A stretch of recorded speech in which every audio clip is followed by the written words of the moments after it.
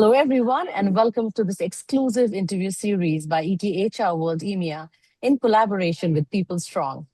I'm Yasmin, editor for ETHRWorld EMEA, and today we bring you an in-depth conversation with leaders who are shaping the future of digital enterprises in the Middle East through a very human lens.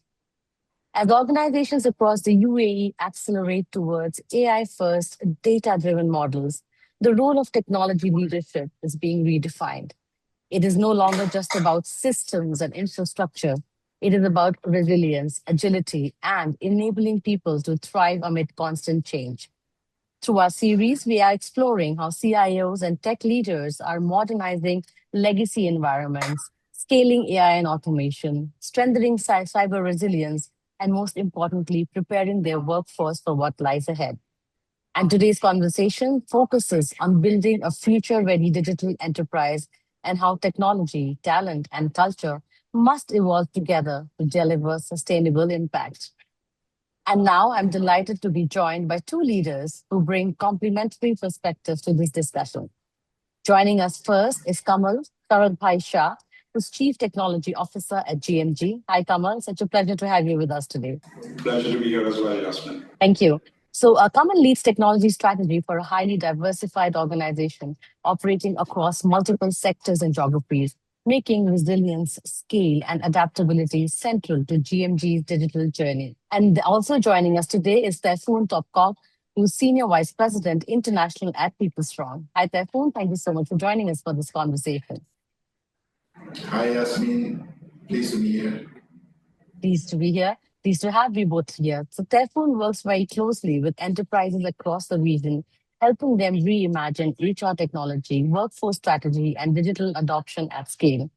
So thank you both my leaders for being with us today. I'm looking forward to a very insightful conversation. And Kamal, let's start with you since a leader who works across multiple sectors and geographies at GMG. How are you building digital resilience that can withstand disruptions from supply chain volatility to cyber threats to evolving customer behaviors? How are you looking at the entire landscape today? Well, that's a pretty loaded question to start with because in today's day and age, when you look at aspects of volatility in business in context to supply chain or security, or for that matter, even the consumer behavior and the ever-changing elements of those. As a retailer, we always are constantly looking out for new change of ways in thinking as well as behavior patterns. And what we are really looking for, if you will, and we strive really hard, is to look for reputed and really famous brands that can essentially improve the overall well-being and lifestyle of people and our customers that we bring these products to life for. So with that said, we are absolutely always looking out for opportunities, and we leverage technology, if you will, to fusion the gap between where our customers believe they can get the maximum value, if you will, from the products as well as from the services that we render. And the areas of disruption because of the supply chain aspect, if you will, because of geopolitical scenarios, or for that matter, just overall how things are always changing. I think it's about doing better planning, better forecasting. It's about understanding consumer behaviors and patterns, mining from the data that we gather, and making sure that we are always ready for the upcoming changes and events that essentially would require us to pivot in the right point in time in the right direction. So it's about mining the data and making sure that we are constantly listening to our customers and their needs and their demands, and helping them in their in meeting and disposition their requirements. Absolutely. Great points to start again, Kamal, especially the fact that firstly, when you're operating across multiple geographies, working with partners aligned with your business strategy is very, very important. Having the right tech partners there is also critical. And as you said, using data to analyze what's working, what's not, what are the changes that can be anticipated, and how you then prepare your organization to be digital ready. I think those are very crucial points, and GMG is doing a great job there already. Therefore, let's come to you next. And we are talking about how to build a digital ready enterprise. So for that, we always need future ready talent also. So what is PeopleStrong doing in this space today? Yes, actually, it's a very comprehensive question. But first, I would like to acknowledge that Kamal is really doing a great job in a very volatile and very complex, environment as we see today in the region, with many, political and a lot of technological and social changes happening. Yes, future-ready enterprises, they require, of course, future-ready talent, but the definition of the talent changed. Now we're talking about lifelong talent, where you can really manage an individual starting from the school age towards, first job, and then, other jobs following, and how you can map the requirements of this new world with the new skills that this person will have. It's very important. Why? Because today countries, especially, are suffering with underemployment. They're suffering, young people sitting at home. They're suffering with a lot of social challenges. We are all aware of them. And at the same time, there is a new demand and new, requirement coming in many areas, and the expectations are changing. So the critical success is to map these new requirements with the new generation coming, and really it's like matching the supply and the demand accordingly. So what we do as PeopleStrong, we launched a platform called FutureTalent.ai, and with this platform, we are managing the entire talent life cycle of an individual with a unique talent ID across, their whole career, from skills assessment from the school age, going through AI,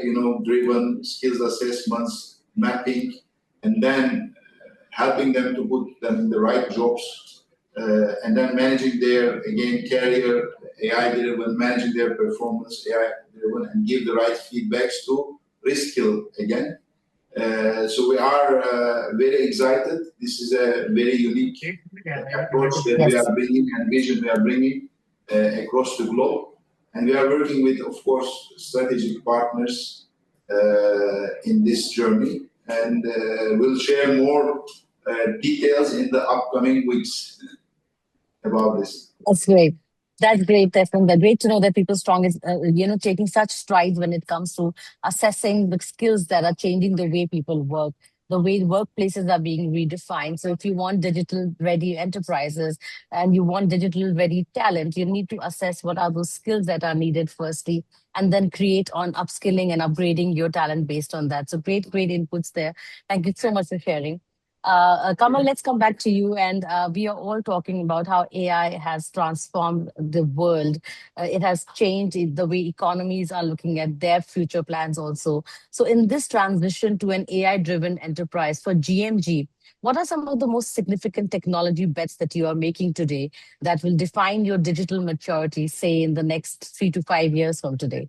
I guess, when we talk about AI in context to GMG, we look at AI more ubiquitously, if you will, and not just in one aspect of our business, if you will. In retail, essentially, we have customers and we have principals.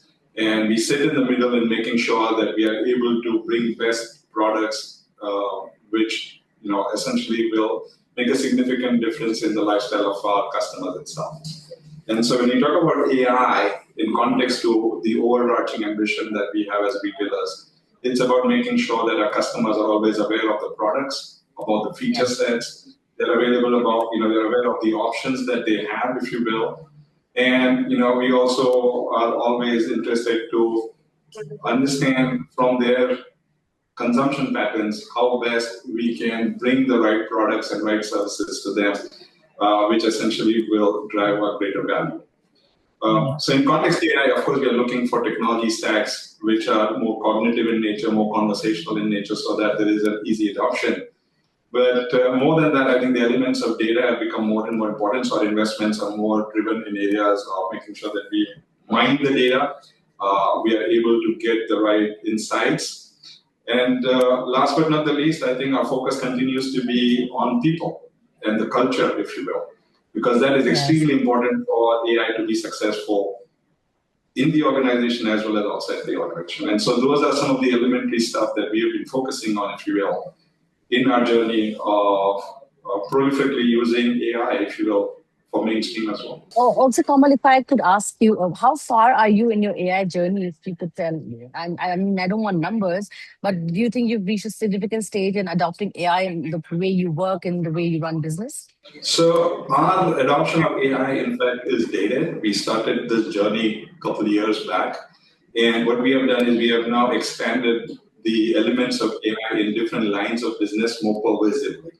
So there are elements of it which are, of course, leveraged, if you will, in the way we create content for our digital marketing, the way we run our campaigns, we run our promotions. It extends in areas of how we are able to do our planning and forecasting in many ways. It extends in areas around how we provide better services through recommendation engines and personalizations to our loyalty program itself. And last but not the least, it's also in areas of our operational efficiencies, if you will, around how we make decisions in a smarter way. So different solutions have been at play, and we continue to explore more opportunities. I think the journey of AI is not really a short sprint. I think it is a marathon with multiple sprints, if you will. And we need to learn from many. We do continue to learn from many around how they become successful, as well as we learn from others which are more experimental in nature, so that we become more bolder in expanding it when we get on the next step.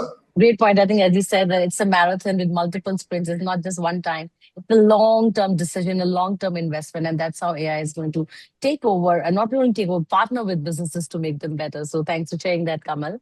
Tayfun, coming back to you, and we talk about AI. So according to you, how does AI-powered HR technology, what role does it play in strengthening enterprise resilience, especially when it comes to areas like workforce planning, skills management, productivity tracking? How do you think an AI make a big difference there? That's a great question, Yasmin. Actually, I would like to connect with Kamal said. He said that it's a marathon with multiple sprints. That's true. There is no one AI that solves everything. So even our approach at PeopleStrong is we co-develop jointly with our customers, especially all the automation that is required with respect to AI in HR domain. So what we do, basically, we do HR department, we move them from reactive to more predictive, I would say. And we bring more visibility and foresight, which is very critical in the new, future-ready enterprises. And I would like to give some examples. We have developed very unique solutions when it comes to employee engagement. We have a chatbot, 𝐏𝐞𝐨𝐻𝐿, which have an amazing mobile app that really engage very well with the employees. We are one of the, I think, best rated, 4.8 by 100,000 people rated. When it comes to skills assessment, which you asked, we assess the skills with AI. Imagine you want to hire 10,000 teachers, and how we're gonna assess the skills, and how we're gonna, bring the short list or match the required skills. So AI is very mature now, especially when it comes to skills assessment, video-driven, AI-driven video interviews. So we do all of those things. Cut, I think 80% of the screening time is cut already. Like you have a huge efficiency, and we have seen 10 times velocity in the hiring process in some of our customers. So when it comes to, of course, again, learning and management, you create with AI personalized agendas, personalized development paths, and then in performance management, if you remember old days, because I have used all SAP Oracle, Taleo, Workday. When it comes to performance management cycles, you go and type everything manual. Now with AI, everything is coming, field automated. The manager just needs to make decision and make some modifications, not to write everything manually from scratch. So Yes. we also improve the performance management in a very balanced way, I would say. And even in payroll automation. So AI is actually in every domain in HR. But again, unfortunately, not one AI fits all customers. So our approach is to work with our customers, in a joint collaborative way and build these agents together. Yes. Great. Thanks, Tayfun. I think, as you said, AI has kind of integrated into the overall workflow, starting from how we hire to how a person retires, how they are managed, how are you taking care of their performance, how are you taking care of their productivity, collaboration. I think that's it's all pervasive. And as you said, it has taken us from being reactive to proactive by using data to predict and analyze the sentiments of what's working and what's not. And that's going to be very, very critical. And I think AI has been a game changer, especially in HR technology that way. So thanks for sharing those insights. Coming towards a little closer to the conclusion of our interview, but I'd like to ask you before that, based on your experience, how are CIOs today partnering with CHROs to deliver experience, continuity, and impact? If you could share something from your or organizational perspective, that would be great. Sure. I mean, a role of a technology leader essentially is to be the enabler, if you will. And I don't see the role of a CHRO being any different, if you will, except that it is more people-driven and not technology-driven. And I think, both these roles go hand in hand. Because today, and in today's day and age, technology and people essentially are becoming more and more uni-centered. I mean, one cannot live without another, right? I mean, no technology will exist without humans, and no human would be able to be successful without technology. And I think that equation today between how we engage with our business partners, with our CHRO teams, the HR team, the wider team, is a testament to it. I think it starts very early through our planning exercises, through our priority sets, if you will, to understand what is it that we want to achieve jointly and how technology helps bridge the gap. It's in areas of, understanding what could be our next set of priorities and how we can accelerate some of these transformation in areas of people, in areas of building skills and capabilities, if you will. And last but not the least, it's understanding the sentiments and the culture that the organization continuously strives for and how technology becomes a catalyst in that cycle. I think it's those elements which essentially are in front of us, and we continue to engage very lively discussions, if you will, and we identify opportunities to work together and bring them to life. Yeah.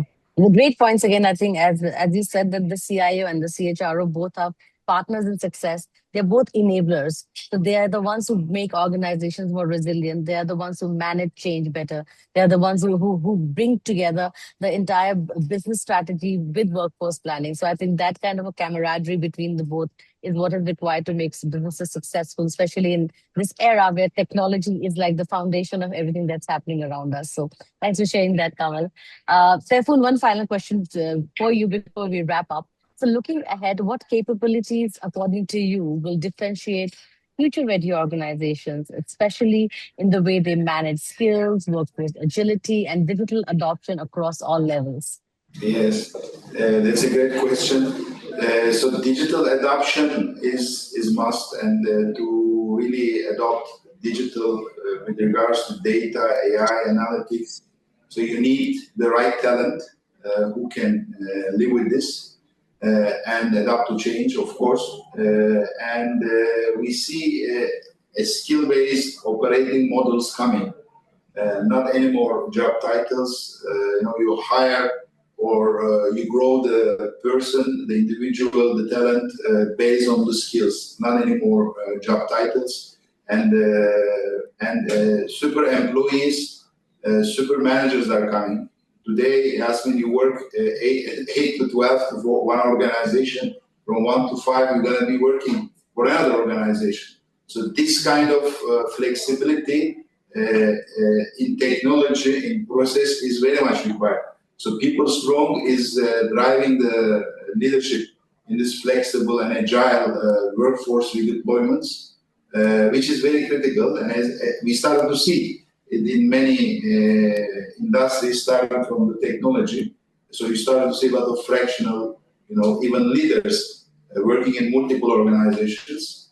So I believe from this perspective, agility to redeploy talent is a key differentiator for organizations, which we enable those things with our technology and platform. Yeah, absolutely agree. I think the way we manage change and the way we are agile enough to change ourselves with, with the disruptions happening across, that's going to be one standout moment for any organization. So thank you so much for sharing that, Tayfun. Kamal, I'd like to hear you also finally on this. What, according to you, is going to be the competitive edge for organizations who are more digitally ready? So what future do you, kind of entail for them? I guess, I've used this sentence much more than what I should. So it's kind of overused and it's a cliche, but I think there are two types of technology leaders that you would come across. And as an individual, one needs to really pick a side. There is one which experiences disruption around and they try to catch to the wave that is out there in front of it, which is not a bad strategy, but essentially it requires you to run very fast. There is another one, which is the one that becomes a part of the disruption itself, which is you disrupt things yourself before being disrupted by someone else. And so you would then not only decide the rules of the games, if you will, because you are the first mover in that space, but you essentially define the overarching game itself. And then you pick the right set of people, the right set of talent, right set of partners. And I think that is another strategy that one can kind of put to play as well. I think both of them are doable ways of, succeeding in a highly volatile and transformative world that we are in today. But, I lean towards the second one, which is find opportunities to do things our way at our pace and try to create competitive advantage that gives us an edge. Yeah, I think rather than waiting for change to happen, I think it's better that you predict and analyze what's the kind of changes that might happen and prepare yourself and your organizations for that. I think that's a more future-ready technology leader, according to me as well. So thank you so much for sharing that, Kamal. On that note, that is all the time I had for this conversation. But Kamal, Tayfun, thank you. There was such insightful perspective from the both of you. I think I learned a lot, and so will our audience video. What clearly stands out today is that the future of digital enterprises will be shaped not just by technology choices, but how effectively do we align, firstly, predict changes, and then how do we align people, platforms, and purpose for these changes? That's going to be the future. So once again, thank you so much, Kamal and Tayfun. It was a wonderful, wonderful conversation. And to all the people watching this video, thank you so much for watching this exclusive ETHRWorld EMEA conversation in collaboration with PeopleStrong. Stay tuned for more such conversations with leaders shaping the future of work, workforce, and technology in the region. Thank you. Until next time, take care and bye-bye.